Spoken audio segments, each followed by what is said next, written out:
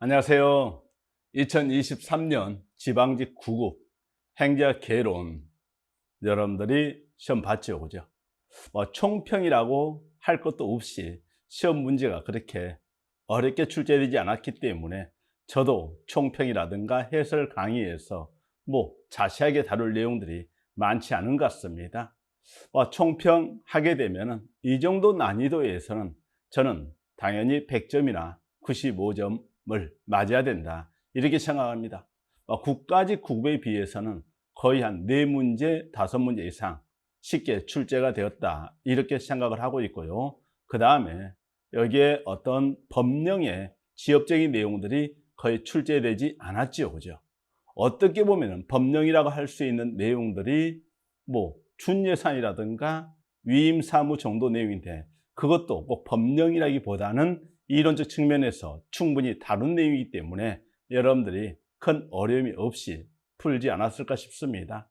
여기에 문제 중에 보게 되면 어떤 공공가치관리론에서 18번 문제 되어 있는데, 이 문제도 충분히 출제 가능성이 있다고 생각을 했죠, 그죠? 이게 2022년 1월 달에 이종수 외 새행제학 3.0이 출간되면서 이러한 공공가치관리론이라든가 그 다음에 여기 어떤 넛지론이 들어왔는데, 넛지론이 작년 하반기 7급 시험 문제에서 출제가 되었잖아요, 그죠? 그러면은 이 공공가치관리론도 충분히 출제 가능하다, 이렇게 생각했는데 바로 그 내용이 시험 문제 출제되었습니다. 아마 알파 행정학 모의고사 문제집을 보신 분들은 이런 어떤 공공가치관리론이라든가 넛지 이론에 관한 문제들도 여러분들이 보시지 않았을까 싶습니다. 그리고 이제 지문을 구성할 때 쉽게 구성할 수 있고 어렵게 구성할 수 있는데, 지문 자체가 그렇게 어렵게 구성된 게 아니란 말이죠. 그러니까 내용 범위 측면에서 벗어난 게 없었고, 내용 측면에서 아주 지엽적인 내용이라든가 세부의 내용이 거의 없었고, 그러면은 이 정도 같으면 여러분들이 점수는 몇 점 맞아야 된다? 아마 100점 또는 95점, 실수로 하나 정도 틀릴 수 있을지 모르겠지만은 100점, 95점을 맞아야 된다, 이렇게 생각합니다. 아마 제 말이 조금 믿기 어렵다면은 여러분 주변에 합격권에 있는 수험생들의 점수를 한번 봐보십시오. 그렇게 점수가 낮지 않을 겁니다.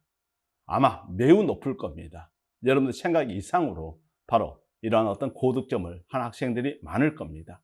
그래요, 총평 이 정도 하고요, 그 다음에 문제 들어가서 하나씩 살펴보는 걸로 하겠습니다.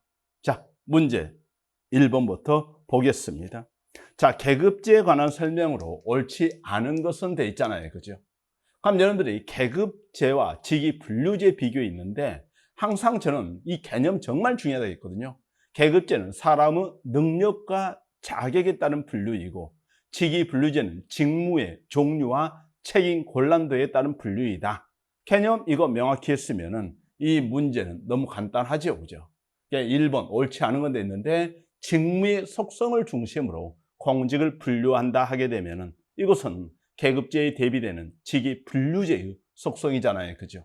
그럼 나머지 2번, 3번, 4번은 쉽게 알 수 있는데, 계급제의 경우에는 어떤 칸막이가 없기 때문에 수평적 이동이 용이하다 해서 신축제이고 탄력적인 인사관리가 용이하다, 이런 표현이 나오죠, 그죠? 옳지 않은 거 1번 가면 되겠습니다. 그 다음에 2번 내용 있죠, 그죠? 민지법에 제시한 조직 유형이 아닌 건 있는데, 여러분들이 단기 사전임 이런 식으로 기억을 했잖아요, 그죠? 그럼 이런 어떤 단기 사전임 했을 때 단순구조, 지휘관료제, 사업부제, 전문적 관료제, 임세제 돼 있죠, 그죠? 그럼 여기에 이제 사업부제를 분할구조라든가 할거적 양태 이렇게 이야기할 수는 있겠죠, 그죠?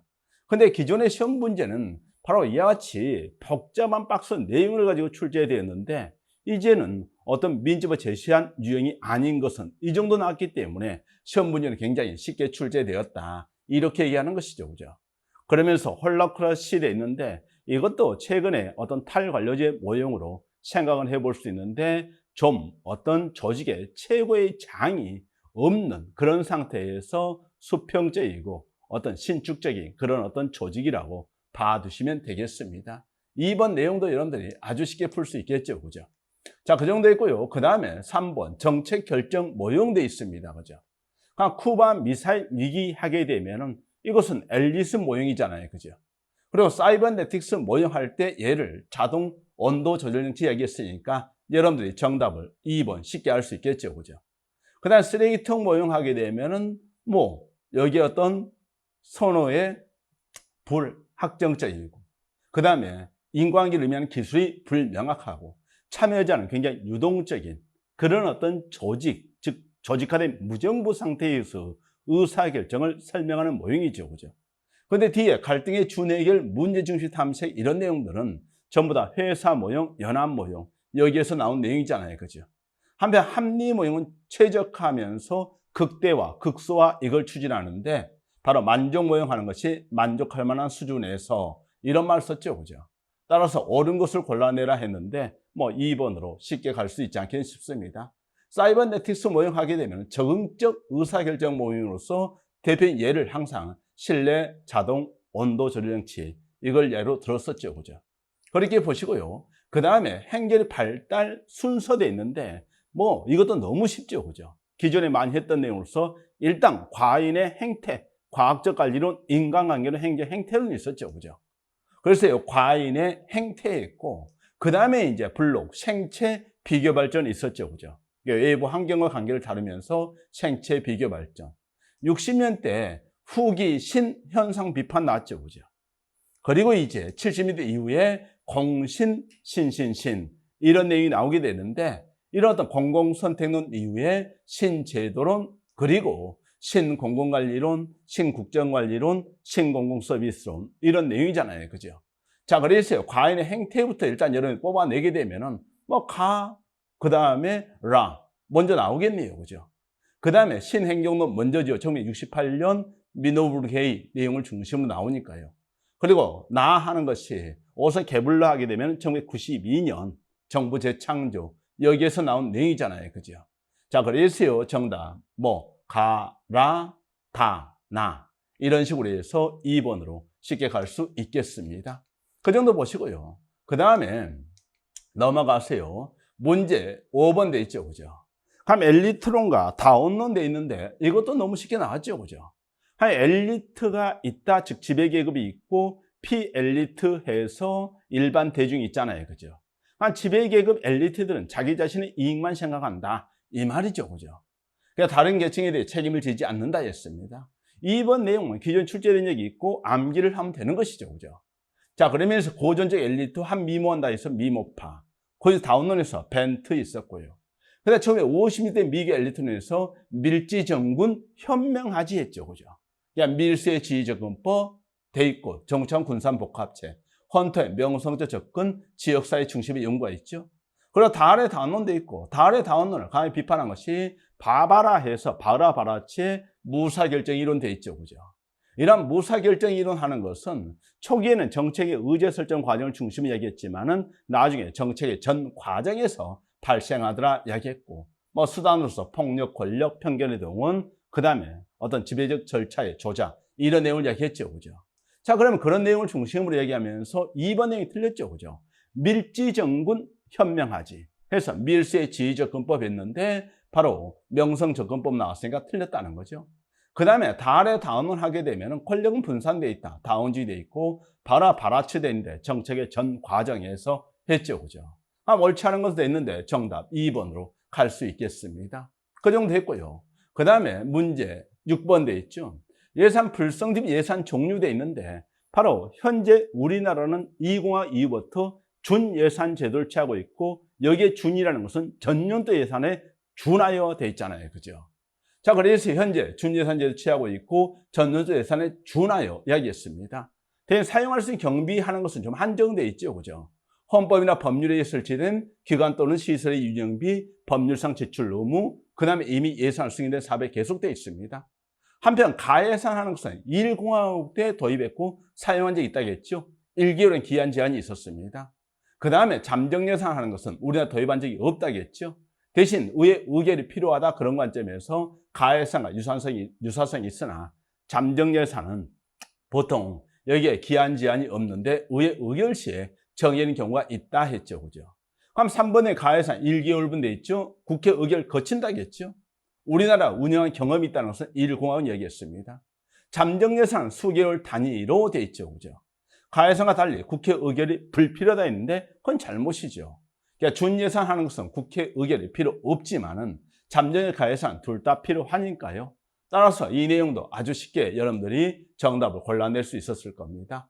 그러니까 지금 문제 7번 돼 있죠. 동기부여 이론에 대한 설명을 옳은 건 냈는데 로크의 목표 설정 이론 하게 되면은 목표의 난이도와 구체성 이 내용을 가지고 얘기했죠. 그죠? 그리고 이 내용 과정에 속한다 했는데 여러분들 내용 이론 이런 쪽에서 마슬로우라든가 엘더퍼, 허즈버그 자주 나왔죠. 그죠? 그리고 맥클리랜드 이런 쪽이 있고요. 그 다음에 여기에 과정이론 이쪽에서 공평이론, 기대이론 하면 부름의 선호 기대이론에서 기수유 이야기했죠. 그죠? 행명과 올드의 직무특성 이론에서는 다정, 중, 자, 환 5가지 요소가 의미간, 체인간, 결과에 대한 지식에 영향을 미치고 그 다음에 그것이 다시 만족도, 성과에 영향을 미치는 것이죠. 그러니까 행명과 올드의 직무특성 이론도 있고 학습이론, 목표이론도 있는데 로크의 목표 설정 이론에서 난이도와 구체성 이 내용을 이야기한 거잖아요. 그죠? 자, 그래서 이 정도 생각을 하게 되면 여러분들이 큰 어려움이 없이 문제를 풀 수가 있을 것 같은데 1번 맞는 표현이 되죠. 그죠? 마슬로우 이론과 엘더퍼 이론을 비교한다 하게 되면은 이럴 때 마슬로우는 5개로 나눴죠. 그죠? 엘더퍼 3개. 분류 기준이 좀 달랐죠. 한편 바로 이런 마슬로우는 위로 갈 수만 있다. 이렇게만 생각했잖아요. 그죠? 아래로 내려갈 수 있는 것을 그죠? 간과했다는 거지. 대신 엘더퍼 하는 것은 위로 갈 수 있지만 내려올 수 있다 해서 전진적, 상향적 또는 후진적, 하향적 돼 있는데 좌절, 퇴행 현상을 지적한 것이고 그 다음에 마슬로우가 하나의 욕구가 하나의 행동을 유발한다고 봤다면은 바로 엘더퍼는 둘 이상의 복합 욕구가 작용해서 어떤 행동을 유발할 것이다. 이렇게 본 것이죠. 그럼 이런 내용을 바탕으로 해서 이 문제 너무 쉽잖아요. 그죠? 그래서 마슬로우, 욕구의 좌절과 퇴행을 강조했다. 잘못이죠. 4번에 엘더퍼 ERG 이론에서 위생요인, 동기요인 나오게 되면은 이것은 바로 허즈버그의 이론이잖아요. 그죠? 그냥 불만과 만족을 이야기하고 위생과 동기요인을 제시한 내용인데 일단 엘더퍼 이론은 ERG 이론 되어 있기 때문에 여기에 4번 내용은 엘더퍼 이론이 아니라 허즈버그 이론이다 했습니다. 한편 3번 되어 있죠. 행명 올드의 직무특성 이론에서는 다정, 중, 자, 환 이걸 얘기했잖아요. 그죠? 근데 기수유 이걸 제시한 사람은 푸름의 선호 기대이론이다 했습니다. 따라서 옳은 것은 됐는데 정답은 1번으로 쉽게 갈 수 있겠죠. 그죠?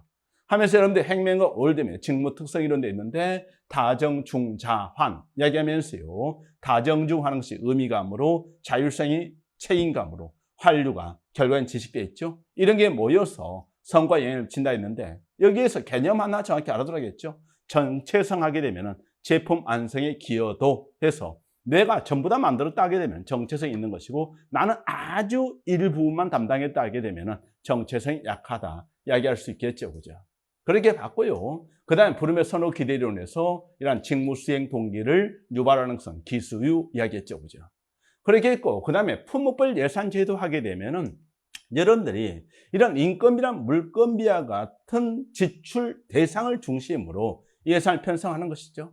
재정 민주주의 관점에서 좀 낭비를 줄이고 그 다음에 통제를 강화하는 그런 관점이 되는데 이런 테프트 위원회 명칭이 전략과 능률에 관한 대통령 위원회였죠. 그죠? 대신 이런 품목별 예산 제도 하는 것은 좀 점증주의잖아요. 따라서 어떤 합리 예산 방식, 계획 예산이라든가 그 다음에 연기 예산 이런 것과는 구별해야 되겠죠. 그죠? 자, 그래서요. 이런 어떤 목표 이런 것들도 모호하고 그 다음에 장기 계획과 연결성도 없고 우선 설정도 좀 쉽지 않다. 이런 내용들이 문제로서 언급되는 거잖아요. 그죠? 그래서 품목별 예산제도의 문제점 이런 쪽을 언급했을 때 목표의식이 결여되어 있다. 장기 계획과 연계성이 없다. 그 다음에 우선순위를 소홀히 한다. 이런 내용을 이야기하는데 뭐 회계 책임 명확화 이런 말은 맞겠죠. 그죠? 그러나 이것은 사업이 아니라 이런 인건비, 물건비 중심이다 보니까 또 투입은 알지만은 산출을 모르기 때문에 성과평가 이런 게 쉽다 어렵다? 어렵다. 이런 말이죠. 그죠? 그걸 생각하면서 옳지 않은 건 돼 있는데 당연히 부정부패 막고 돼 있죠. 그죠? 재정 민주주의 관점에서 통제돼 있죠. 행정 능률 향상돼 있는데 전략과 능률에 관한 대통령위원회의 어떤 그죠? 제안에 의해서 도입한 것이니까요. 대신 총체적인 사학계 이런 내용이 나오게 되면 계획 예산이 되겠죠. 우선순위 결정하게 되면 연기인 예산 되겠습니다. 그럼 2번 잘못이 되겠죠. 그죠? 한편 이런 어떤 집행 책임, 통제 지향돼 있고 성과 파악은 어렵다. 이런 말 썼죠. 그죠? 그렇게 해서요. 마찬가지 문제 8번 내용도 있는데 큰 어려움이 없이 옳지 않은 거 2번 갈 수 있겠죠. 그죠? 그 다음에 문제 9번 돼 있죠. 그죠?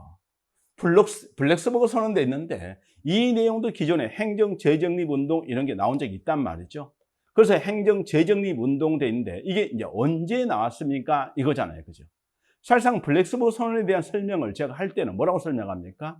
이것은 바로 신공공관리 이런 관점에서 고위공무원단 제도가 도입되면서 이 고위공무원단에 대한 어떤 정책 통제가 강화된단 말이지.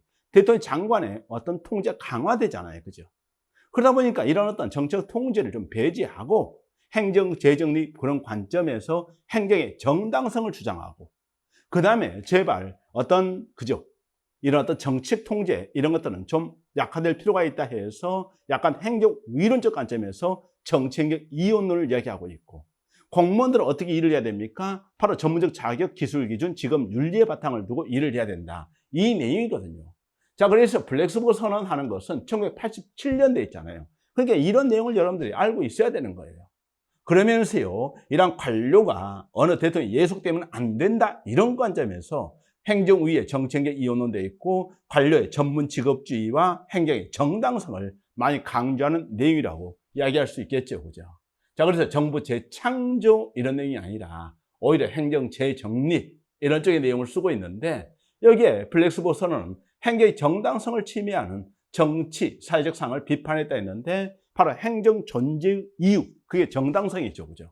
그래서 행정의 정당성을 강조했다는 그런 쪽에서 이야기를 하고 있는 거잖아요. 그죠? 그렇게 했고, 그 다음 직업공무원제 옹호대인데 전문 직업주의를 주창했다. 이런 말이 되는 것이죠. 그죠? 그리고 이제 재정립하는 것은 재창조보다는 재발견되어 있고요. 그 다음에 블랙스버그 선언은 신행정의 태동을 가져왔다 했는데 여러분들이 알다시피 신행정론은 언제 나옵니까? 1968년 알도가 주최했던 미노브 회의, 거기에 나오잖아요. 그죠? 그럼 1968년 미노브 회의, 이 내용을 생각을 하는데 이 블랙스버그 선언하는 것은 언제 나옵니까? 1987년 이때 나오기 때문에 블랙스버그 선언 이게 신행정의 태동을 가져왔다 이 표현은 잘못이다 했죠. 그죠?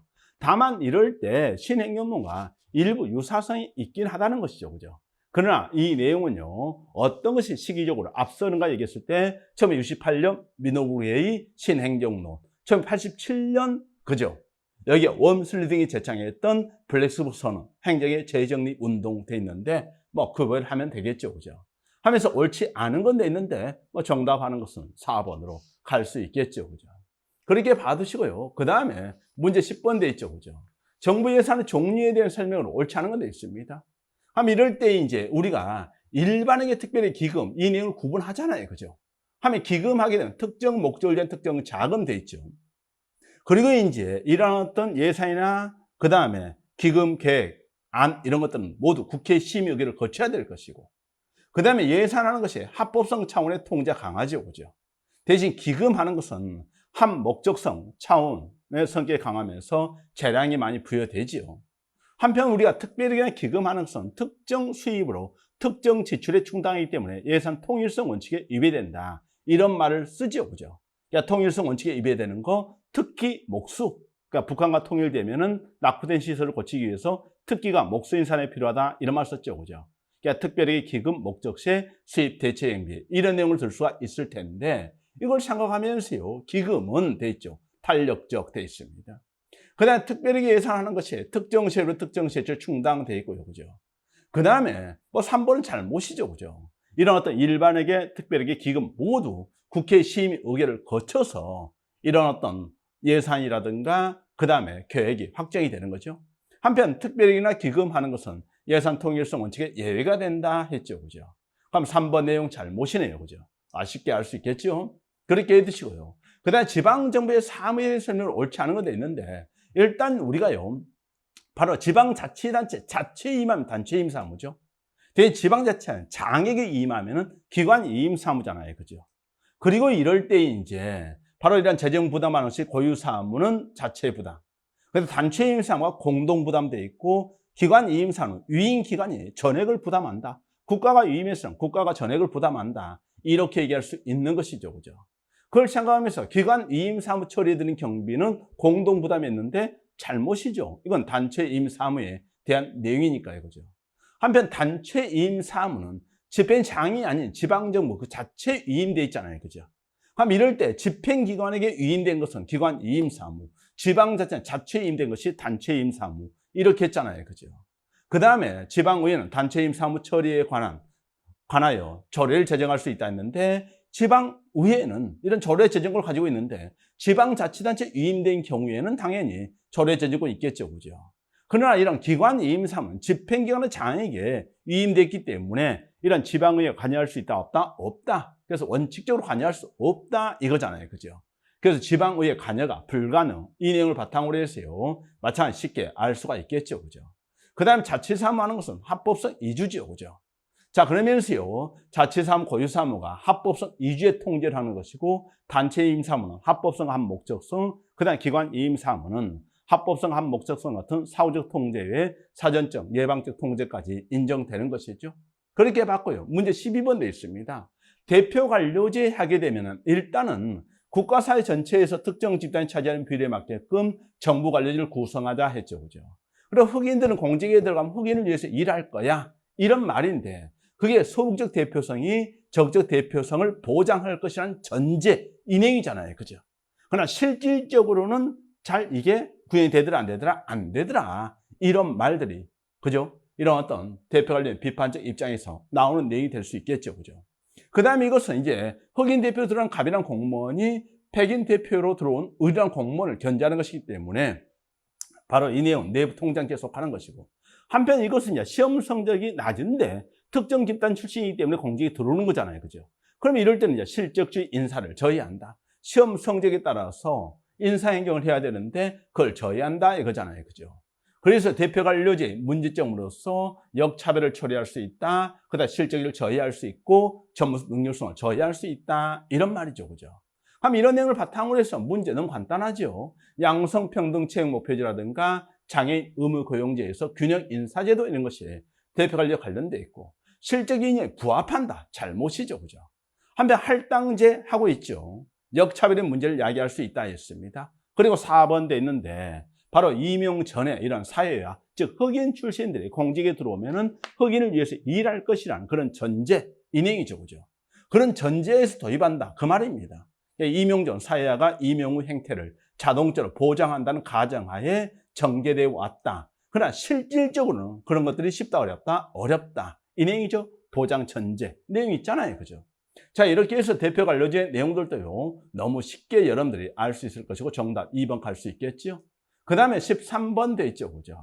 킹덤이 제시한 정책 흐름 모형하게 되면은, 일단 기본이 뭡니까? 문제 흐름, 정책 흐름, 정치 흐름. 우연하게 맞아떨어지면은 정책의 창이 열린다 했는데, 이것은 쓰레기통 모형이 얘기했던 문해, 참, 이. 네 가지 흐름이 따로따로 흘러다니다가 우연하게 맞아떨어지면 의사결정이 이루어진다. 이 개념을 차용한 것이란 말이죠. 그걸 생각하면요, 쓰레기통 모형 발전돼 있고 새 흐름이 문제 흐름, 정책 흐름, 정치 흐름 맞지요, 그죠? 대신요, 기억본에 보게 되면은 어떤 신념 체계 하면서 어떤 하위 정책 체제를 바로 강조한다 하게 되면은 하위 체제 강조하게 되면은 이런 것은 우리가 사바테가 제시했던 정책 지지 연합 모형 여기에 나온 거잖아요. 그죠? 자, 그래서요, 옳은 거 말을 모두 골라라 했는데 이것도 자주 나오는 문제죠. 그럼 니은 디귿 해서요 4번으로 갈 수 있겠습니다. 그 정도 보시고요. 그 다음에 넘어가서 뭐 이런 것들 여러분들 쉽게 공부했죠. 그 다음에 행정 가치돼 있는데 합리성 하게 되면은 내용적 합리성이 있고 그 다음에 과정적 합리성 이런 게 있잖아요. 그죠? 근데 합리성이라는 것은 바로 목표선 적합관계 이런 말 썼고요. 한편 능률성과 효과성을 비교하게 되면 능률성은 투입 대비 산출의 비율 이렇게 하는데 효율성으로 번역되기도 하죠. 그죠? 근데 효과성, 목표 달성도 이겁니다. 일단 능률성의 과정적 개념, 효과성이 어떤 결과적 개념 이런 식으로 이야기를 하게 되는 것이죠. 그죠? 이걸 생각하면서요. 1번 내용, 목표선 적합 나왔죠. 그죠? 2번 돼 있습니다. 그럼 바뀌어 있네요. 그죠? 효과성의 목표 달성도 그 다음에 능률성이나 효율성이 투입 대비 산출의 비율이니까요. 2번 잘못이고요. 3번 자율적 책임성이 있으면 제도 책임성이 있잖아요. 그죠? 하면서 프리들이 바로 프리를 드린다 했으니까 바로 프리딜은 자율적 책임성을 중시하는데 공무원의 직업 윤리, 책임감, 전문가로서 자발적인 재량을 발휘할 때 확보되어 있고요. 그죠? 한편 행정의 민주성 하는 것은 대외적 민주성에서 국민에 대한 책임도 있지만은 대내적 민주성에서 조직관리의 민주화 이 내용도 포함한다 했죠. 그죠? 그러니까 4번 내용에서요. 행정의 민주성은 대외적 민주성도 있고 대내적 민주성도 있다 했습니다. 옳지 않은 것은 2번 내용으로 쉽게 갈 수 있겠죠. 그죠? 그렇게 하시고요. 그 다음에 넘어가서 근무 성적 평등이 오류돼 있잖아요. 그죠? 마찬가지. 우리가 집중하는 것은 가운데 주는데 내가 정확하게 이 바로 실적을 모를 때, 그럴 때 좀 가운데 줄 수 있다는 거지. 물론 가끔은 뭡니까? 눈치 보고, 그 다음에 이런 것이 어떤 뭡니까? 평정기가 공개되면 요거도 먹기 싫으니까 또 무난하게 가운데 주는 경우도 있습니다. 그죠? 그러니까 정확하게 실적의 내용을 잘 모를 때 이런 내용을 볼 수 있겠죠. 그죠? 그러니까 피평정자를 잘 모르는 경우들인데 어떤 피평정자의 능력이라든가 실적에 대해서 정확히 잘 모르는 경우 이런 생각을 해줄 수 있겠고, 다만 또 이런 어떤 집중화 경향, 그죠? 가운데 집중화 경향하는 것은 어떤 평정이 공개되는 경우에 좀 비난을 피하기 위해서 좀 관대화 경향을 많이 주거든요. 그죠? 그런데 이제 어선 결책에는 일부 집중화 이런 말도 쓰긴 하고 있는데 막 그런 경우에는 좀 관대화를 많이 생각을 하시면 좋을 것 같고, 대신 여기에 이제 바로 피평자 실적에 대해서 정확히 잘 모르는 경우 하는데, 문제는요 너무 정답이 간단하게 나오는 내용이잖아요. 그죠? 연쇄효과하는 것은 바로 어떤 막연한 일반적 인상이라든가 또는 하나의 평정 요소가 관계없는 다른 요소에 영향을 미치는 거잖아요. 그죠? 근데 초기 실적이나 최근의 실적을 중심으로 하게 되면은 이것은 시간적 오류죠. 그죠? 그럼 초기 실적 하게 되면 이런 내용들은 아무래도 이제 어떤 초기 실적에 좀 좌우된다는 해서 첫머리 효과 이런 게 되는 것이고, 그 다음에 최근 실적 이쪽 영향을 받게 되면은 이런 것이 막바지 효과로서 시간적 근접 오류 이렇게 이야기할 수 있는 내용이잖아요. 그죠? 그럼 연쇄효과는 전혀 관계 없죠. 그죠? 그러니까 여러분들이요, 뭐 1번 지문하는 것이 약간 까다로울지 모르겠지만은 여기에 3번 지문 이런 내용에서 전혀 어려움이 없고, 그 다음에 이제 어떤 관대화나 엄격화하는 것이 규칙적으로 발생하는 규칙적 오류, 그 다음에 이게 일관된 기준이 없어서 불규칙에 발생하면 총계적 오류잖아요. 그죠? 그 다음 관대화나 엄격화, 그 다음 가운데 집중화 경향을 막기 위해서 우리는 바로 정규분포도를 좀 만들어라 해서 강제 배분법을 활용할 수 있죠. 그죠? 그럼 간단한 개념이기 때문에 맞아요. 3번 하는 것이 큰 어려움이 없이 풀 수 있지 않겠느냐 싶습니다. 그죠? 그렇게 했고요. 그 다음에 뭐 여기에 어떤 개념들은 여러분들 잘 알죠. 그죠? 그래서 저기에 어떤 첫머리 효과, 막바지 효과 이런 내용들도 이야기를 다 하고 있고, 연쇄 효과에 오류하는 것도 다 이야기를 하는 것이니까요. 그죠? 그렇게 해두시고, 그 다음에 라이트의 정부 간 관계 모형되어 있잖아요. 그죠? 그럼 여기에 내용에서요 가장 중요하게 얘기하는 것이 이 내용이죠. 바로 미국의 연방제에서 연방과 주는 분리되어 있지만은 지방은 주에 예속되어 있다. 이런 말이지. 뭐 우리나라 같은 경우는 중앙과 지방이 분리되어 있다. 이렇게 생각할 수 있는데, 세계가 모두 독립이 아니라 사실상은요 일부 독립이다 이런 말을 쓴 책도 일부 있어요. 그렇지만은 바로 기본적인 설명은 연방과 주는 분리되어 있고 지방은 주에 예속되어 있다. 이 내용이죠. 그죠? 한편 포괄권이 하는 것은 완전히 예속된 경우이고, 그 다음 중첩권이 하는 것은 연방주 지방이 모두 수평적하면서 한편 경쟁이죠. 그냥 상호 독립적으로 존재하되 바로 혼자 해결할 수 없는 것은 바로 상호 협력에 나간다. 이런 말을 쓰게 되는 것이죠. 자, 그래서 여기에 1번 지문 내용에서 이런 권력관계라든가 기능적 상호 의존관계를 기준으로 세 가지 모델로 구분되어 있고, 대등 권위대인데 연방, 주, 지방이 모두 동등한 거나 그게 아니란 말이죠. 그죠? 연방과 주는 분리되어 있고 그 다음에 지방은 주에 예속되어 있는 상태에 했으니까 2번 잘못이 되겠죠. 그죠? 그 다음 3번 되어 있죠. 내포는 바로 모든 내포에 있으니까 수익적 되어 있고요. 중첩권이 되는데 연방과 주, 지방 정부가 따로 있지요. 그게 상호 독립된 실체로 존재합니다. 다만 이제 혼자서 해결하기 어려운 문제는 상호 의존적 관계를 형성해서 협력해서 일을 처리한다. 이렇게 봐야 되죠. 그죠? 그래서요, 4번 내용에서 이런 상호 독립적 이 말 때문에 여러분들이 헷갈리는지 모르겠지만요, 바로 이런 미국의 연방적 관계를 가장 잘 설명하고 이 상태의 모형을 언급하는 것이 4번 내용이죠. 그죠? 상호 독립적 실체로 존재하되 바로 혼자 해결하기 어려운 것은 이와 같이 연계만을 가지고 함께 해결한다는 그런 관점에서 접근을 해 주시면 되겠죠. 그죠? 따라서요, 옳지 않은 건 돼 있는데 여기에 어떤 대등 권위 돼 있는데 모두 동등한 권한, 이건 잘못이라는 거죠. 그러니까 연방은 주는 분리돼 있고 지방은 주의 예소, 이런 식으로 봐주시면 되겠습니다. 그렇게 해두시고 여기에 뭐 교재 내용이 있는 것들을 다 여러분들이 풀어낼 수 있겠죠. 그죠? 볼 수 있겠죠. 그렇게 해두시고요. 그 다음에 변혁적 리더십 너무 간단하죠. 그죠? 하면서 카연계지 이 내용을 중심으로 많이 이야기를 하죠. 그죠? 그래서요, 자긍심과 신념을 심어인다. 그 다음에 미래된 비전을 제시하고 개별적인 존중돼 있고 새로운 관념 촉발해서 지적 자극돼 있는데, 이럴 때 거래적 리더십과 변형의 리더십 돼 있는데, 거래적 리더십은 지시, 지원 이런 쪽이 생각하시되 바로 뭡니까? 성과 평가하고 그 다음에 책임 묻지요. 그죠? 그리고 잘하고 있으면 그대로 놔두되 잘못하고 있으면은 거기에 대해서 뭡니까? 관리가 들어가는 거잖아요. 이런 것이 이제 바로 잘하면 보상, 잘못하면 뭡니까? 처벌. 이런 식으로 얘기할 수 있단 말이지. 그걸 생각하면서 상황적 보상과 예외 관리를 특징으로 한다 했는데, 그런 것은 거린 리더십이죠. 그죠? 대신 1번 돼 있죠. 이런 것들은 카연계지 이런 쪽에서 영감적 리더십. 2번 하는 것이 개별적인 배려 이런 내용이고, 3번 돼 있는데 이런 것이 새로운 관념 촉발하면서 지적인 자극 이런 내용 관련돼 있겠죠. 그죠? 하면서요, 3번 내용 이것도 여기에 조건 보상이라든가 예외 관리 이런 내용들이 기존에 시험 문제 출제된 적이 있었죠. 그죠? 그렇게 보고요.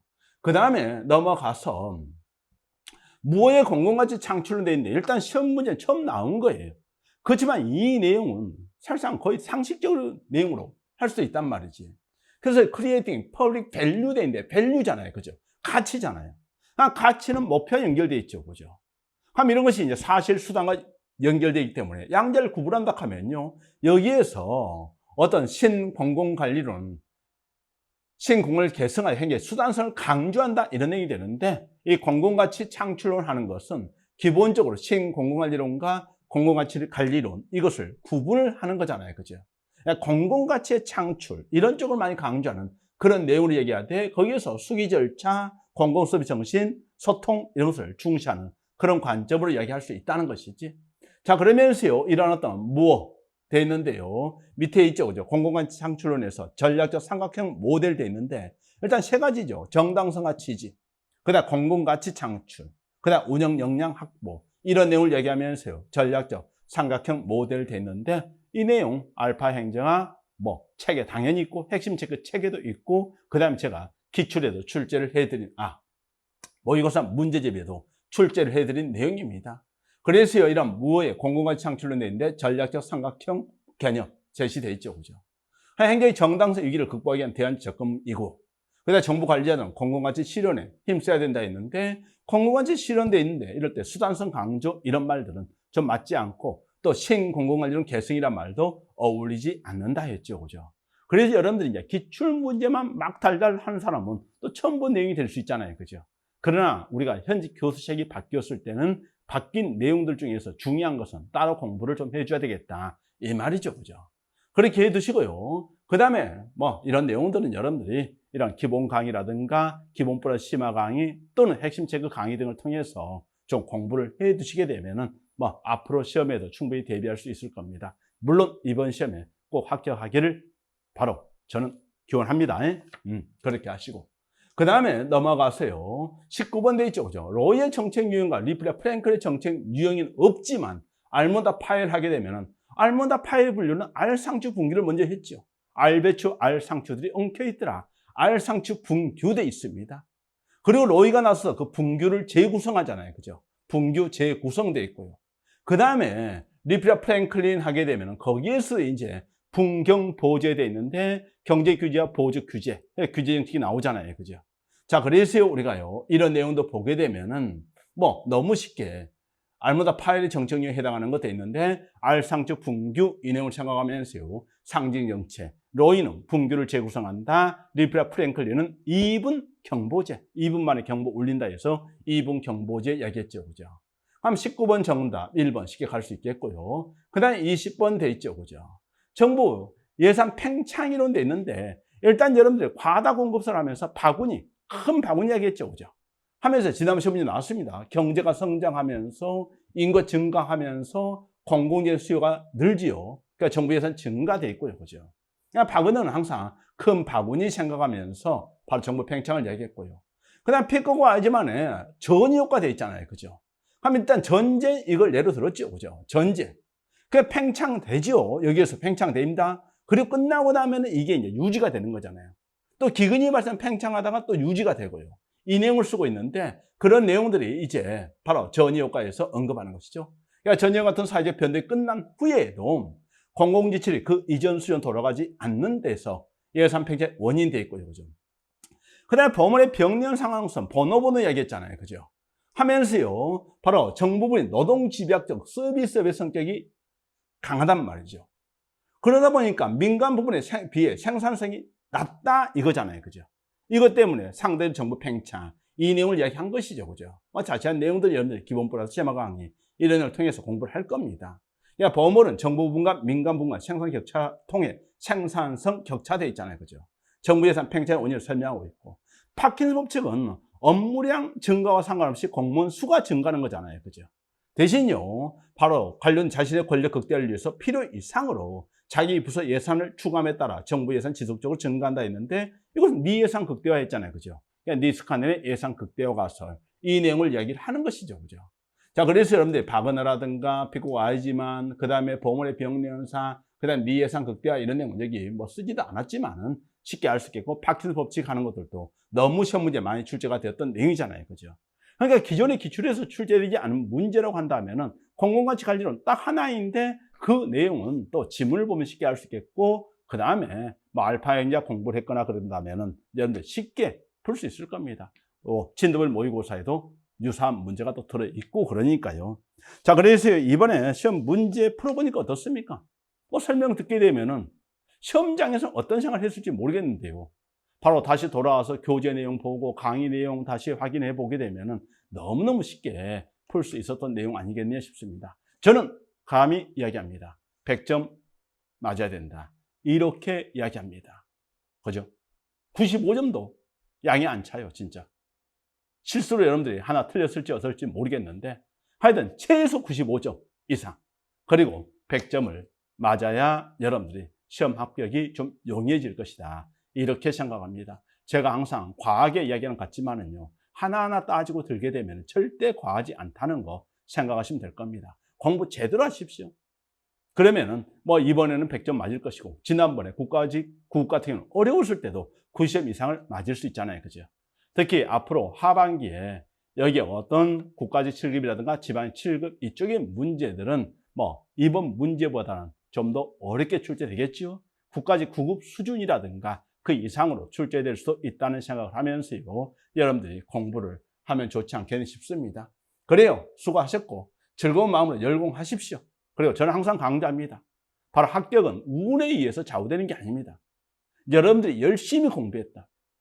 그래서 좋은 책으로 좋은 강의 들으면서 열심히 공부했다면요, 바로 여러분의 시험 합격은 여러분의 당연한 권리가 될 것이다. 이렇게 생각합니다. 그래요. 힘내시고요. 그 다음에 여기에 9급을 그죠? 시험이 끝났으니까 뭐 군무원 시험 준비하시는 분도 계실 것이고, 또 여기에 어떤 지방직 7급 시험을 준비하시는 분도 계실 텐데, 최종 합격할 때까지는 긴장의 끈을 놓지 마시고 열심히 하십시오. 열심히 한 결과가 여러분의 합격일 것이라고 항상 저는 생각합니다. 그래요. 저는 다시 여러분들과 그죠? 뭐 기본부의 심화 강의, 그리고 기출문제 강의, 모의고사 강의 등을 통해서 또 마무리 강좌 등을 통해서 뵙도록 하겠습니다. 여러분들 수고 많으셨고 올해 꼭 좋은 결과 얻으시기 바랍니다. 네, 수고했습니다.